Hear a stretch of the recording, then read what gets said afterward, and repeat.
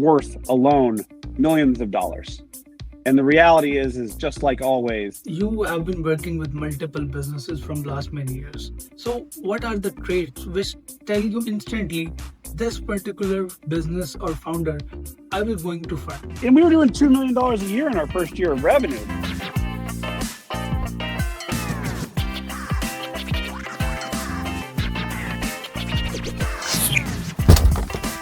By just having a good business idea which solves the realistic problems of the people, you can earn millions of dollars. You heard it right. Because we will be discussing all these aspects in today's podcast, we have a very special guest who is none other than John Tabis. He is an expert. He has been helping business owners to convert their ideas into thriving businesses. So, without any further delay, let's dive into the podcast. Thank you so much, John, for your precious time. Of course, really excited to be here and talk about my favorite thing in the world, which is building companies. So, John, let me start with this. What is the biggest myth when you are launching a business in 2025? If I have an idea and I want to launch a business, but I don't have any resources. So, what is the biggest myth about it? Like in 2025, it is possible or not? Biggest misconception today is that by any entrepreneur is that they have a unique idea. The reality is that whatever idea you have, there are at least two, if not 20 other people trying to build pretty much the same thing. Ideas and the number of entrepreneurs out there pursuing them is higher than it's ever been. And the ability to build those businesses for less and less money due to AI has increased. And so, still today, I get a lot of folks who think that their idea is worth alone millions of dollars.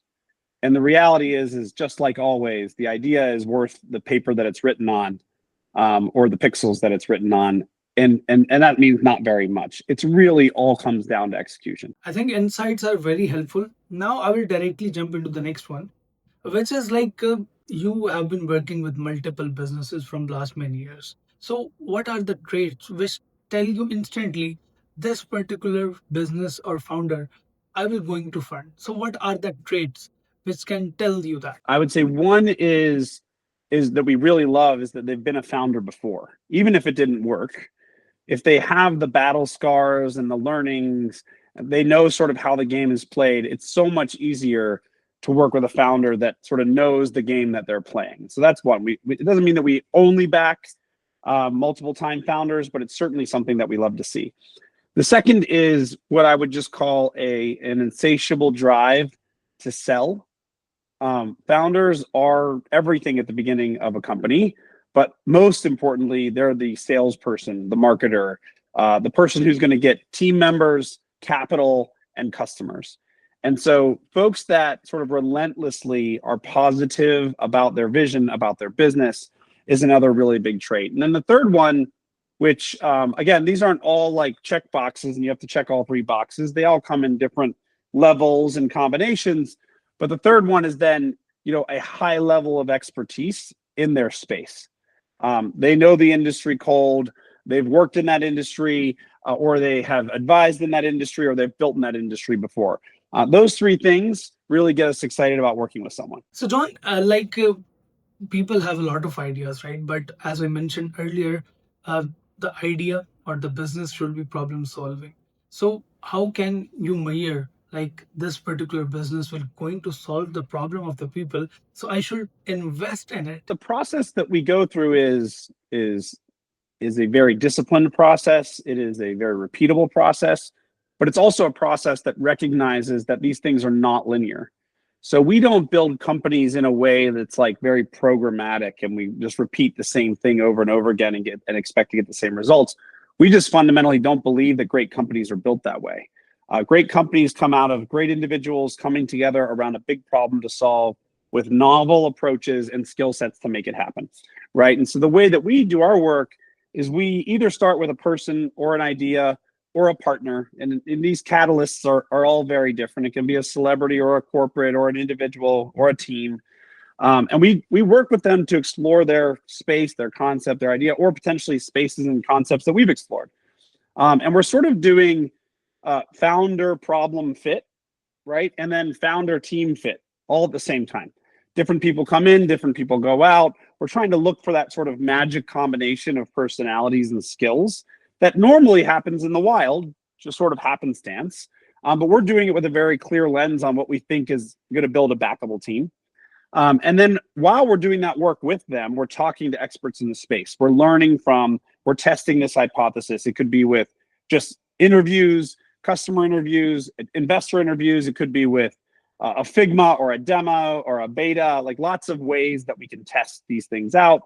And as we do that, we learn what we learn, which is super important, but we also get feedback from that process. And if a lot of people aren't looking at that team or that problem or that technology and leaning in and saying, I want to help, I want to invest, I believe in that. And instead it's pretty quiet. Well, that's part of our learning too. If we're not getting excitement from people who should be excited about a new company in this space, then what is missing? And that's really what we're trying to do. It's an iterative process to just fill in gaps. And if people are kind of like, well, how are you going to go to market? You don't have the right partnership, or that partnership here won't do as much as you think, or whatever it might be, then we're just iterating until we get a package that gets people really excited. And most often when that package gets people in a space excited, it will get investors in that space excited. And then we catalyze around and we typically write the first check. But we always look for co-investors as well. And typically we're writing a check between $250,000 and $500,000 to sort of get the company from zero to something. That's not necessarily to get the company in market, but to get us to a package that can raise more capital down the line. So, John, I totally agree on it. But on the other side, we see many entrepreneurs, new entrepreneurs who just started their businesses. They face problems, right? Because they have to fight the battle by their own, just like a lonely warrior. So, how you make sure that you will going to accelerate the speed of their businesses, and you will provide solutions to them. Yeah, so we support in two ways. One is we write that check, earlier than it's quote unquote earned, right? We're taking a leap with the founding team or the founder that we can get to a real business here. We're doing it before there's any product most of the time, before there's any traction, before there's any customers, because we believe in the space, the solution, and the team. And so capital helps, right? If you have money, you can hire people, you can hire partners, you can hire contractors. And so you're no longer alone, right? You're able to build a team with that capital, a small team, but a team. And then our team internally, along with the broader M13 team that we have access to, fills in some of those gaps along the way as well. Now, we're not generally in there every single day working like a team member. We're filling in gaps in a very ad hoc manner. We need help hiring this person. We'll bring ourselves plus our talent team to help hire that person. We can help write the job description. We can post it on the M13 ecosystem to get candidates, and we can help with screening, right? So we're going to help you hire that person. You need help in product. We have a Rolodex of people that we've worked with in product. We can help bring that person in as a contractor or as an advisor. All of these things are there to supplement that one or two person team when it is a lonely warrior kind of state. And so between the money and our team's help, hopefully, that person is no longer toiling, alone in the desert. They have a little bit of a tribe around them to help them get this thing moving forward. And the same thing I will going to ask you, because when you are starting something, there is a possibility, 95% possibility, that you will going to make some mistakes. So which one mistake 90% of the founders make in the start, and how they can fix those particular problems or mistakes? I think a couple of things. I think one is when founders raise money, any amount of money, angel round, Series A, Series B, whatever it is, they're sort of in a rush to spend it. And especially in that pre-seed seed stage, time is very important, right? You need time to learn so you can figure out your product market fit. And too often because founders have to be sure in their vision, that's a good thing. But because they're so sure, they will dedicate all their capital to a single path. And very often, companies don't end up building what they envision before they start, because you learn along the way that that's not exactly right. Maybe you're 75% right, maybe you're 25% right, who knows? But the point being is spending a ton of your capital, 100% of your capital in a short period of time to launch a thing that you're sure is right leads to either one of two things. You're right, and now your company is a rocket ship, or you're wrong and your company is dead, right? And that is not a great strategy. So I always encourage people, spend less than your means. Be lean, be nimble, and learn and iterate and learn and iterate. So that's one that that I see sort of time and again. And I think the second one is what I would call uh, the people problem, which is that when you are alone, your sort of gut instinct is to spend all the money on people. And too often, people pull the trigger on a full time hire too early. And it leads to the same problem I just described, but it is different in the sense that renting people, using contractors for a period of time in that learning, is way more flexible than making a full time hire. It's also way less painful if you have to unravel it because there is no expectation of a long term relationship. And so, as much as is possible, sometimes full time hires have to happen because the role is too critical and it's a key piece of building the business. But when it's possible, I always encourage people use flexible resources, an outside agency, a contractor, a great friend of yours who will work for free for equity and the chance to become a full-time employee later.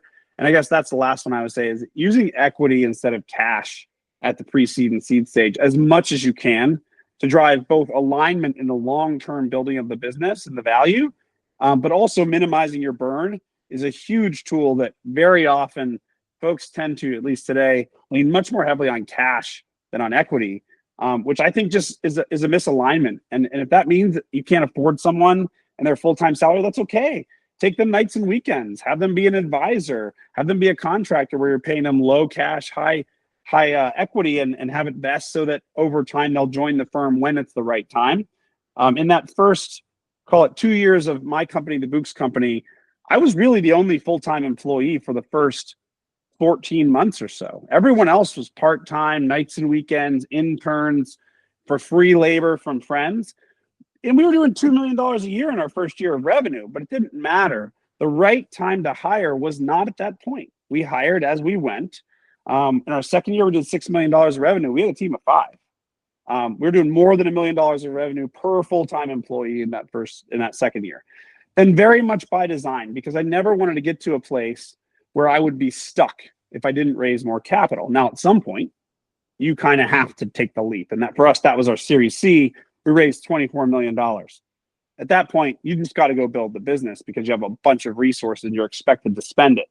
But as much as is possible, convincing people to work for equity, being very nimble with your cash, very flexible with your cash is really important in those early days. You started your career in Bocus as an employee, and you worked really hard day and night, and the revenue of the company was almost 9 figure. They were touching 9 figure. But on the other side, we see you that you left the company at CEO level position. Why? Like, I want to know which was hard thing for you, starting company as an employee or leaving it on a higher stage. Decision to start the company was a very easy one because it was pure excitement and energy. I loved the first 3-4 years of founding the company. It's a journey and an experience unlike any other. It's a very creative pursuit. But it's really hard, right? Lack of resources, all the things that make things early on tough were certainly the case for my company. But really fun.